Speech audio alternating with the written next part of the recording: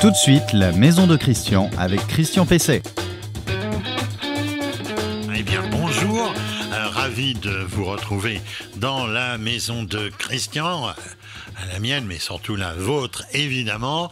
L'émission Web TV, réseaux sociaux, podcast, sur l'aménagement, l'équipement, la transformation, l'amélioration de votre maison et surtout la rendre plus économique, moins énergivore et tout aussi confortable. Alors, vous retrouverez cette émission, comme d'habitude, sur renoinfomaison.com, qui est notre site sur lequel vous pouvez poser des questions. Et je réponds à un certain nombre d'entre elles ici, dans cette émission, mais aussi évidemment sur le site lui-même. Vous la retrouverez aussi, l'émission, sur la page Facebook, dès 8h du matin le samedi.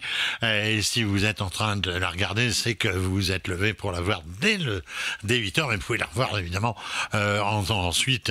Et sur le site, toutes les émissions sont compilées. Alors vous pouvez la voir sur LinkedIn et l'entendre sur les principales plateformes de podcast et la voir cette fois sur une chaîne YouTube spécifique à l'émission. Alors dans cette émission de la semaine, je vais répondre comme d'habitude à une question d'internaute, à la question de Bernard. Bernard, il me demande ce qu'il faut faire de la vieille cuve à fioul enterrée qu'il vient de découvrir à côté de sa maison. Ça peut arriver, les précédents propriétaires n'ayant pas forcément signalé sa présence. Mon coup de cœur produit de la semaine, eh bien, il portera sur un nouveau nettoyeur de terrasse à brosse, c'est-à-dire donc sans haute pression, de chez Ryobi.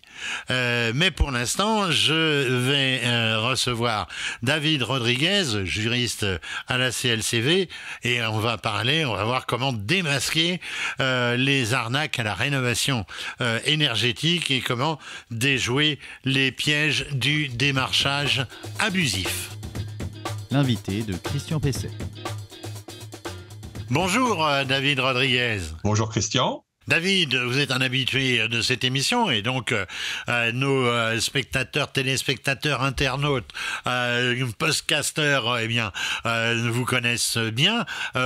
En deux mots, vous nous rappelez ce qu'est la CLCV, à quoi elle sert ? Que l'association CLCV, Consommation, Logement et Cadre de Vie.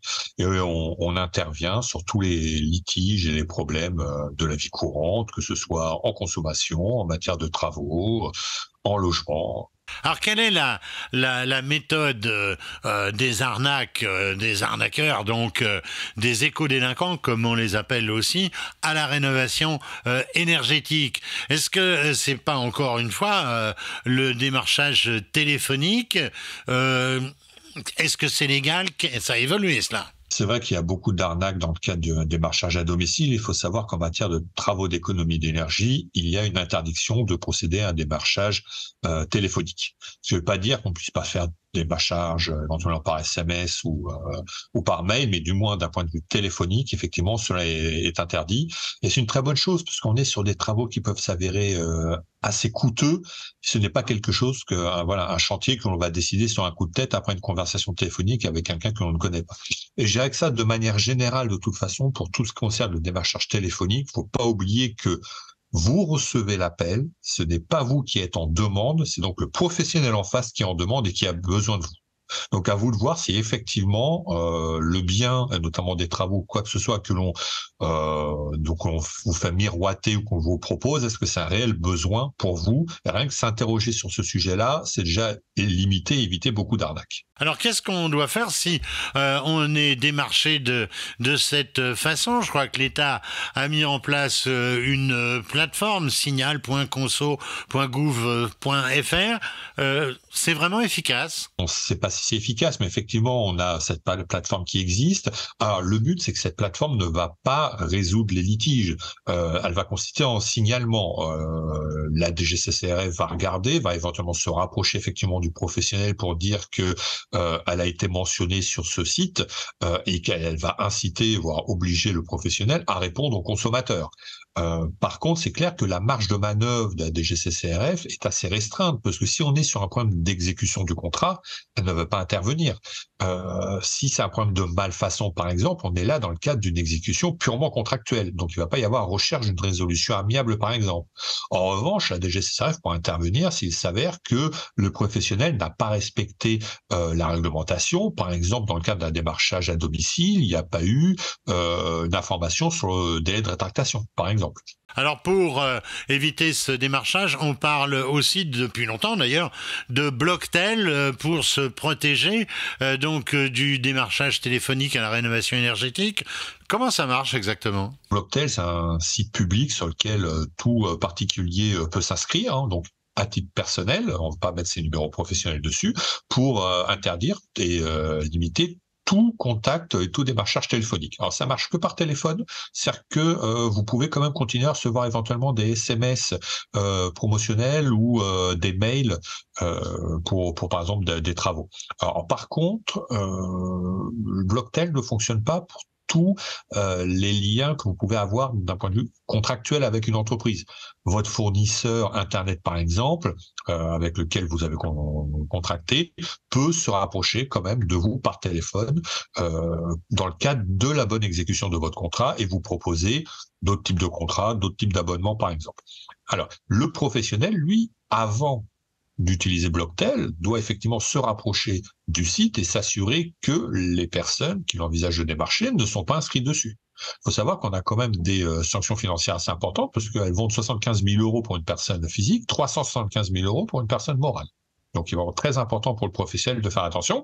Et si vous, en tant que particulier, vous êtes inscrit sur Blocktel, hein, ça prend 5 minutes, c'est vraiment très simple à faire. Faut pas hésiter en cas de démarchage téléphonique à bien indiquer je suis inscrit sur Blocktel, merci de me radier de vos listings. Alors, il semble vraiment qu'il y ait beaucoup d'arnaques aussi sur les foires expo. Est-ce que c'est vrai et comment s'en prémunir? À quoi faut-il faire attention? Le problème des foires, expos, salons, toutes ces expositions commerciales, c'est qu'on n'a pas de délai de rétractation. Et donc, de fait, on a signé, le contrat s'applique. Alors, il doit y avoir une information sur le stand expliquant précisément que, attention, il n'y a pas de délai de rétractation qui s'applique en matière de vente sur les foires et expos. Mais c'est vrai que c'est extrêmement problématique, parce qu'il suffit que l'on ait un professionnel, un commercial assez bon, avec un bon sens, un bon sens de la vente en quelque sorte, qui vous fasse signer. Vous allez vous rendre compte après coup que finalement vous avez payé beaucoup trop cher une prestation, un bien au regard de sa qualité. Ce sera trop tard. D'ailleurs, effectivement, on peut pas annuler un contrat parce que le prix, par exemple, serait erroné, il serait surévalué par rapport à la valeur réelle de la prestation, et il n'y a pas de droit de rétractation sur les foires et salons. Donc, le mieux, je dirais, c'est d'une part d'y aller en sachant ce que l'on cherche déjà, et éviter surtout de flâner et le coup de cœur, sauf si on accepte en toute connaissance de cause le risque, ou sinon ne pas hésiter le cas échéant à faire une rapide recherche sur Internet avec les téléphones portables, ça va pas poser problème, pour s'assurer qu'effectivement on est sur une entreprise d'une part sérieuse, et si le prix de la prestation, le prix des travaux par exemple, est bien en adéquation avec le reste du marché. Alors autre solution, si on est démarché à domicile et que on signe un contrat, un bon de commande, est-ce qu'on peut se rétracter? En cas de démarchage à domicile, on a déjà un délai de rétractation de 14 jours. Sachant qu'en plus, certains documents doivent être remis aux consommateurs, notamment un formulaire de rétractation. En parallèle, il y a interdiction pour le professionnel d'encaisser toute somme d'argent pendant 7 jours. Donc il y a quand même si vous avez signé quoi que ce soit, un contrat, un bon de commande, vous avez quand même cette possibilité, au bout de 14 jours, de changer d'avis.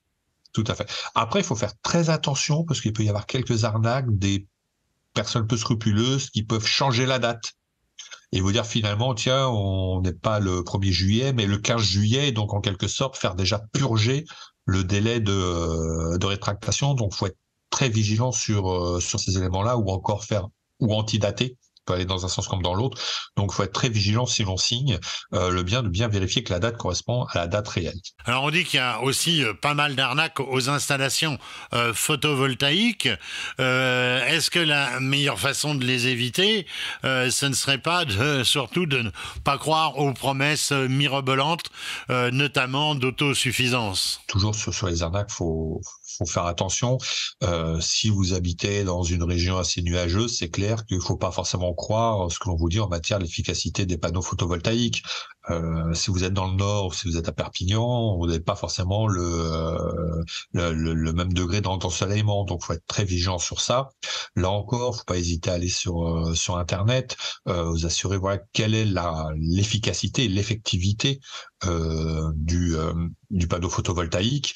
Est-ce que c'est vraiment quelque chose de très intéressant ou non? Et peut-être que si vous aviez des travaux à faire dans votre maison pour améliorer votre performance énergétique, peut-être pas forcément commencer par la pose de panneaux photovoltaïques, peut-être voir s'il n'y a pas des éléments plus importants, plus judicieux, ne serait-ce que concernant la toiture, la façade ou même le remplacement de la chaudière. Alors, d'une façon générale, quelles sont les informations à recueillir avant de signer? Est-ce qu'il faut, par exemple, s'intéresser à l'immatriculation de la société? Est-ce qu'il faut demander si elle est RGE, reconnue garante de l'environnement? Comment vérifier que l'entreprise est bien assurée en décennale? Comment contrôler, par exemple, sa notoriété? C'est effectivement tous ces points. C'est-à-dire qu'on va vérifier, notamment déjà sur Internet, peut-être un peu la solidité financière de l'entreprise, sa notoriété. Est-ce qu'elle a fait des travaux dans le voisinage ou non? Est-ce que les consommateurs en sont satisfaits? Pour des travaux très importants qui peuvent dépasser, par exemple, les 10 000 euros, parfois j'invite les consommateurs à aller, par exemple, se rapprocher du greffe du tribunal de commerce et demander un état financier complet de l'entreprise. Ça peut coûter une petite centaine d'euros, mais vous aurez déjà une information sur sa solidité financière. Vous saurez par exemple si le gérant a déjà fait l'objet de précédentes liquidations judiciaires. Donc ça peut donner quand même des indications assez intéressantes et savoir si en fin de compte cette entreprise, le gérant il en est à sa 4e liquidation. Bon, j'ai pas envie de faire partie de la 5e, donc peut-être passer par une autre. Donc il y a vraiment toutes ces informations là. Faut pas hésiter non plus à titiller un petit peu le professionnel sur sa garantie décennale. Si vous avez une entreprise professionnelle qui finalement refuse ou rechigne ou dit mais on est une entreprise sérieuse, je vois pas pourquoi vous nous demandez cela. C'est dans ce cas-là d'office, faut passer à une autre entreprise. Généralement, elles ne refusent pas. Il y a leurs références qui sont indiquées dans tous leurs documents. Et d'ailleurs, n'hésitez pas non plus à appeler la garantie décennale parce qu'il y en a certains, par exemple, qui font des travaux alors même que leur garantie décennale ne couvre pas ces opérations-là. Alors, beaucoup d'arnaques, j'ai vu cela sur le net, beaucoup d'arnaques se font apparemment par des démarcheurs qui se réclament de la mairie, de l'ADEME, de l'ANA. Est-ce que déjà c'est un signe d'arnaque? Est-ce qu'il faut y croire? Là, on est en plein dedans parce que de toute façon, l'ANA, l'ADEME, la région, tout ça ne font pas de prospection. Ils ne font pas de démarchage téléphonique et n'envoient pas des professionnels faire du démarchage en leur nom de toute façon. Donc d'office, faut éviter, c'est tout simplement des professionnels qui essayent de mettre en avant le fait qu'ils réalisent des travaux d'économie d'énergie. Et vous voyez, comme ils se réfèrent à une entreprise, à un service public, à une agence nationale, c'est pour créer un lien de confiance avec le consommateur. Donc surtout pas, l'ANA, ils le disent sur leur site de toute façon, ne font pas de prospection commerciale, tout comme l'ADEME par exemple. Donc prenez éventuellement la brochure, arrêtez-vous là, surtout ne signez strictement rien. Alors, est-ce qu'il ne faut pas véritablement se faire accompagner dans ce type de projet? J'ai vu qu'il y avait un accompagnateur Rénov' maintenant. Je crois qu'il faut s'adresser vraiment à France Rénov'. Effectivement, il y a accompagnateur France Rénov'. De toute façon, une opération de rénovation énergétique, ça ne s'improvise pas. Donc, c'est pour ça que c'est une très bonne chose qu'il y ait une interdiction du démarchage téléphonique pour ce type de travaux. On doit vraiment voir quels sont les travaux les plus importants, les plus judicieux, les plus pertinents au regard des caractéristiques de l'immeuble. Et ça, pour ça, il faut qu'il y ait un professionnel. Il faut faire un audit énergétique si on est en pavillon. Il faut faire un diagnostic de performance énergétique éventuellement pour voir quel est le meilleur scénario à entreprendre. Peut-être que faut peut-être remplacer la chaudière, voir comment on peut isoler la façade. Tout dépend du type également de menuiserie. Donc, on a tous ces différents points, et pour ça, il vaut mieux être accompagné d'un homme de l'art et d'un professionnel. Donc, oui, vous avez France Rénov, ils sont accompagnateurs qui peuvent tout à fait être, qui sont hautement recommandables. Alors, question finale, naturellement, qui s'adresse à vous.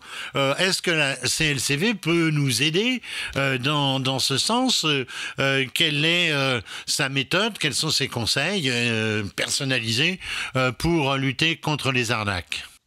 Alors, pour finir, en quoi la CLCV peut-elle être utile contre ces arnaques? Quel est votre service?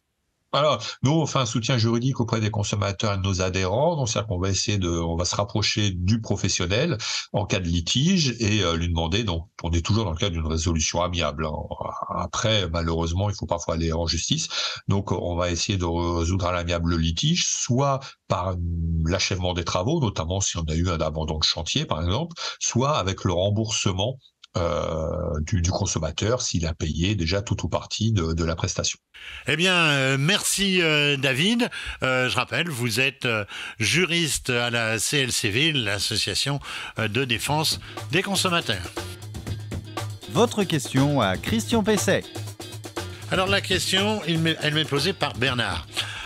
Une mésaventure qui peut arriver à pas mal d'entre nous. Alors nous avons acheté, me dit-il, une maison à la campagne il y a plus de 20 ans. Il a acheté la maison il y a plus de 20 ans. Alors elle doit être plus ancienne évidemment. Et suite à une légère dépression de terrain près de la maison, dont un regard était bouché, j'ai constaté qu'il y avait une vieille cuve fuel. Que dois-je faire? Est-ce qu'on est concerné par la réglementation actuelle à ce sujet, puisque la cuve est très ancienne? Alors, quel que soit l'âge de la cuve, eh bien, on est concerné par la réglementation de 2004. On peut comprendre que rien n'ait été fait jusqu'alors, et il y a une vingtaine d'années, puisque la réglementation n'existait pas. Bon, peut-être que les vendeurs auraient pu indiquer qu'il y avait cette cuve, mais s'il y avait un chauffage fuel, vous auriez pu comprendre qu'il y avait forcément une cuve quelque part. Alors, les risques, ils sont divers et variés, ils sont de plusieurs ordres. Alors, si la cuve n'a pas été dégazée, c'est-à-dire qu'on enlève les gaz inflammables, ils sont toujours là, hein, donc ils présentent le risque donc d'accumulation donc de gaz explosifs, hein, tout simplement. Et puis il y a un travail à côté de la cuve qui fait une étincelle, et si on perce par ailleurs la cuve, on peut avoir une explosion. Ça peut vraiment être extrêmement dangereux. Alors s'il reste par ailleurs une quantité significative de fuel, là encore, vous n'en savez rien, c'est possible.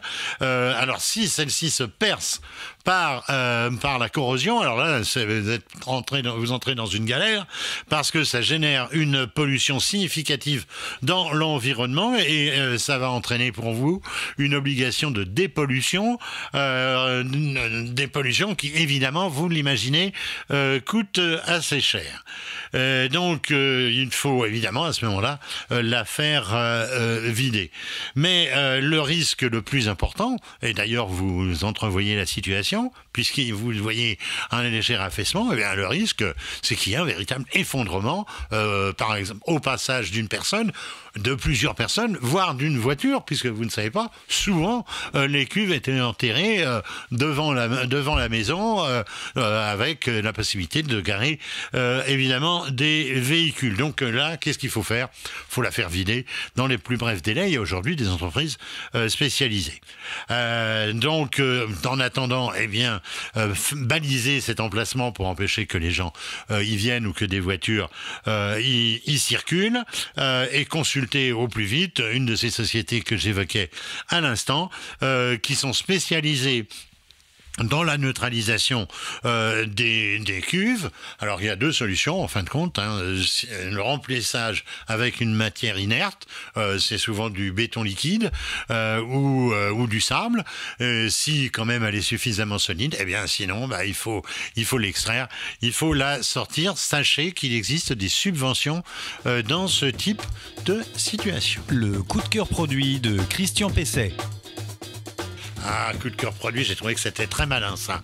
C'est un nettoyeur de sol sur batterie évidemment, sans jet pression, c'est-à-dire avec des brosses. Alors comme tous les ans, vous êtes en sortie de saison confronté à la salissure de la terrasse, qu'elle soit en bois, en composite, en pierre, en béton, en pierre reconstituée. Le premier réflexe, c'est de prendre un nettoyeur haute pression.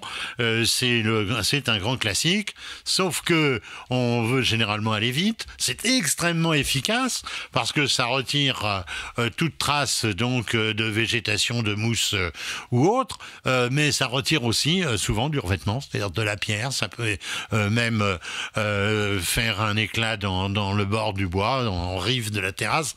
Alors c'est pas forcément l'idéal. Alors devant ce constat, eh bien Ryobi, vous savez, le spécialiste de l'outillage électroportatif, a développé un nettoyeur à brosse qui est particulièrement efficace sans risquer d'abîmer le support. Il répond au doux nom. Vous savez, je dénonce toujours les noms des appareils électroportatifs. Il faut quand même aller les chercher. C'est donc le nettoyeur de sol RY18PCB-140. Ah, ça ne s'invente pas, évidemment. Alors, il est équipé d'une brosse cylindrique rotative, qui est donc horizontale par rapport au sol. Il est équipé d'une brosse dite universelle, qui convient donc à peu près pour tous les cas de figure. Alors, ça ne risque pas de rayer, ça ne risque pas donc d'abîmer les matériaux que vous allez avoir à nettoyer. Alors, elle permet aussi d'enlever à peu près tout ce qui peut avoir s'être développé sur votre terrasse, les mousses, les lichens, les taches, les saletés incrustées, tout ce qui peut défigurer votre terrasse. Alors, il existe des brosses spécialisées, d'ailleurs, suivant les types de matériaux et la configuration. Il y en a 4 qui sont donc en option par rapport au matériel. Alors, bien sûr, ce nettoyeur, il est sur batterie, sur des batteries lithium-ion, alors de belle capacité. C'est une 18 volts, 4 ampères-heure. Vous savez que les ampères, c'est très important. Alors, de type OnePlus, c'est le type de batterie qui équipe un grand nombre des matériels Ryobi. Si vous avez des surfaces importantes à nettoyer, il est toujours préférable d'avoir 2 batteries pour ne pas tomber en panne. La première servant, la deuxième et se rechargeant pendant que vous utilisez donc la deuxième.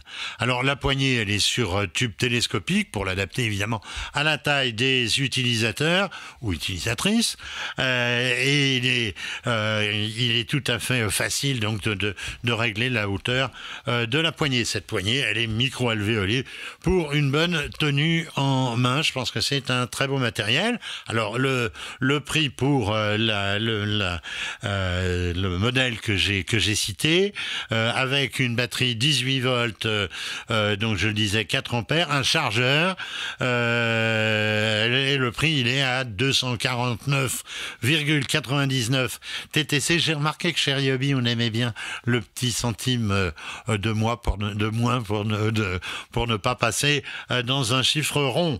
Alors vous pouvez l'avoir sans batterie ni chargeur si vous avez déjà des matériels Ryobi qui utilisent ce type de batterie, et là ça ramène le matériel à 159,99. Vous pouvez le retrouver donc sur le site Ryobi. C'est un site avec une URL un peu particulière, fr.ryobitools, tout attaché, .eu.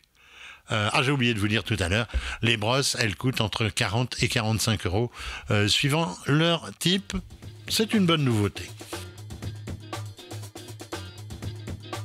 Alors voilà, l'émission la maison de Christian de la semaine touche à sa fin. Merci d'être de plus en plus nombreux à la consulter ou à l'écouter ou à la voir en vidéo.